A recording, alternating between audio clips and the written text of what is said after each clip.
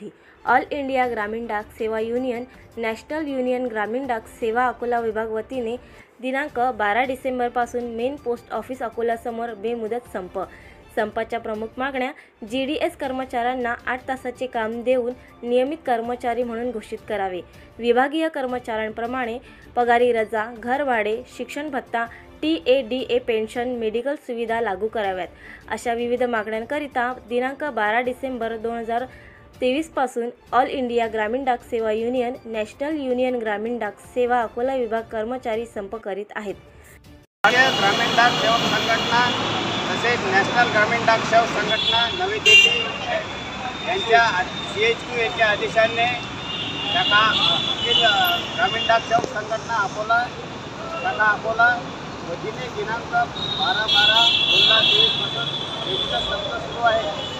या संपातील काही प्रमुख मागण्या अशा आहेत: GDSला 8 तासाचे काम देण्यात यावे, त्यांना वैद्यकीय सेवा सुविधा पुरवण्यात यावा, तसेच त्यांचे रोखलेले 12-24-36 प्रमोशन त्वरित लागू करण्यात यावे, तसेच इतरही काही मागण्या मेडिकल अलाउन्स,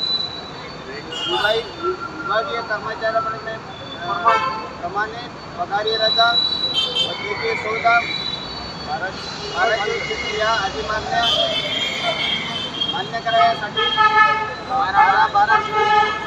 12/12/2023 पासून बेमुदत संपाचे आयोजन केले आहे।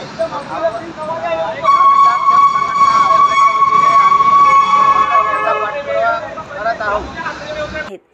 नवीन अपडेट मिळविण्यासाठी चॅनलला लाईक आणि सबस्क्राईब नक्कीच करा।